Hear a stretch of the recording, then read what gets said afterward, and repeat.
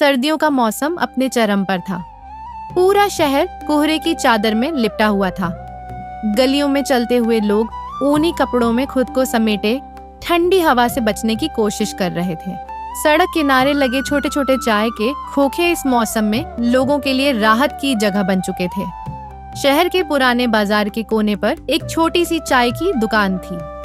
लकड़ी और टीन से बनी यह दुकान बहुत आकर्षक तो नहीं थी, लेकिन वहाँ हमेशा भीड़ लगी रहती थी। दुकान के मालिक 55 वर्षीय रमेश काका कई सालों से यहाँ चाय बेच रहे थे। उनका कहना था, चाय केवल एक पेय नहीं बल्कि सर्दी से लड़ने का हथियार है। काका की दुकान पर हर तरह के लोग आते थे। ऑफिस से लौटे बाबू, कॉलेज के विद्यार्थी, रिक्शा वाले और कुछ बुजुर्ग जो पुरानी यादों को ताज़ा करने के लिए यहाँ रोज आते थे। लेकिन सबसे खास बात थी काका की चाय, जिसकी खुशबू दूर से ही लोगों को खींच लाती थी। सर्दी की रात और अनोखे मेहमान। उस दिन दिसंबर की ठंड अपने चरम पर थी। शाम के करीब 7 बज रहे थे और कोहरा इतना घना था कि 10 कदम आगे भी देखना मुश्किल था। रमेश काका ने अपनी दुकान में कोयले की सिगड़ी जलाई हुई थी, जिससे हल्की हल्की गर्माहट महसूस हो रही थी। दुकान पर बैठे कुछ ग्राहक गर्मा गर्म चाय की चुस्कियों का आनंद ले रहे थे। तभी एक युवक ठिठुरता हुआ दुकान पर आया। उसके कपड़े कुछ फटे पुराने थे और पैरों में चप्पल तक नहीं थी। उसका चेहरा थकान और भूख से भरा हुआ था। वह धीरे से बोला, काका, क्या मुझे एक कप चाय मिल सकती है? रमेश काका ने बिना कुछ कहे उसे ऊपर से नीचे तक देखा और मुस्कुराते हुए बोले, क्यों नहीं बेटा, बैठ जाओ, चाय गर्म है, ठंड लग जाएगी। युवक संकोच में था। शायद उसकी जेब में पैसे नहीं थे। काका ने जैसे उसकी मनोदशा भांप ली और चाय का कप उसकी ओर बढ़ाते हुए बोले, बेटा चाय पी लो, पैसे की चिंता मत करो, ठंड में चाय जरूरी होती है, पैसा नहीं। युवक की आंखें चमक उठी। उसने धीरे धीरे चाय की चुस्की ली और ऐसा लगा जैसे उसे जीवन में पहली बार सुकून मिला हो।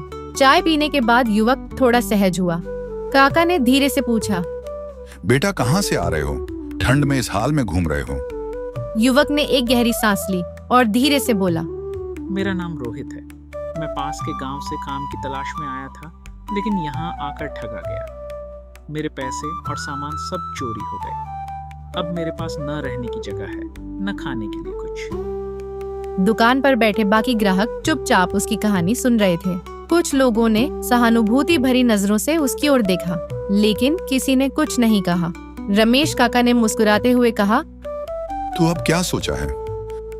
रोहित ने निराश स्वर में कहा, समझ नहीं आ रहा। घर वापस जाने के पैसे नहीं हैं और यहाँ काम भी नहीं मिल रहा।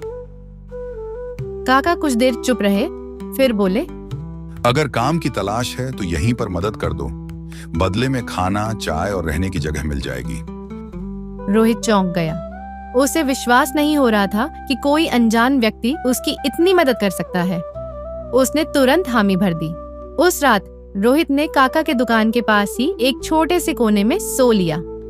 अगले दिन से उसने दुकान पर काम करना शुरू कर दिया।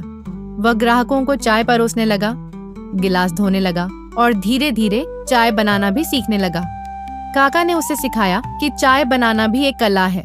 पानी, दूध, चाय पत्ती और मसालों का सही संतुलन होना जरूरी है। कुछ ही दिनों में रोहित इस कला में माहिर हो गया और उसकी बनाई मसाला चाय लोगों को खूब पसंद आने लगी। धीरे धीरे दुकान की बिक्री बढ़ने लगी। रोहित मेहनत और लगन से काम करता गया और कुछ ही महीनों में उसने इतना कमा लिया कि वह अपने गांव पैसे भेज सके। 1 साल बीत चुका था। वही चाय की दुकान, वही रमेश काका, लेकिन अब रोहित वहाँ एक सहायक नहीं बल्कि परिवार के सदस्य की तरह था। दुकान अब और भी मशहूर हो गई थी। लोग खास तौर पर रोहित की बनाई अदरक वाली चाय पीने आते थे। फिर एक दिन रोहित के गांव से उसका छोटा भाई और माँ उसे लेने आए। वे बहुत खुश थे कि रोहित अब अपने पैरों पर खड़ा हो गया था। रोहित ने काका से पूछा, काका, क्या मैं अब जा सकता हूँ? रमेश काका ने हंसते हुए कहा, बिल्कुल बेटा, लेकिन अगर कभी शहर आओ तो चाय जरूर पीने आना। रोहित की आंखें नम हो गईं। काका, आप सिर्फ चाय वाले नहीं हैं, बल्कि भगवान के रूप में मेरी जिंदगी में आए। उस दिन कड़क सर्दी थी, लेकिन काका की दुकान पर इंसानियत की गर्माहट महसूस हो रही थी। लोग चाय पीते जा रहे थे, और यह चाय सिर्फ शरीर को ही नहीं बल्कि दिल को भी गर्म कर रही थी।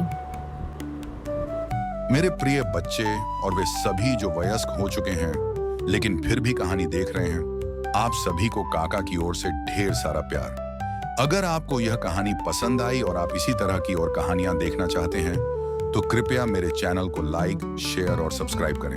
धन्यवाद।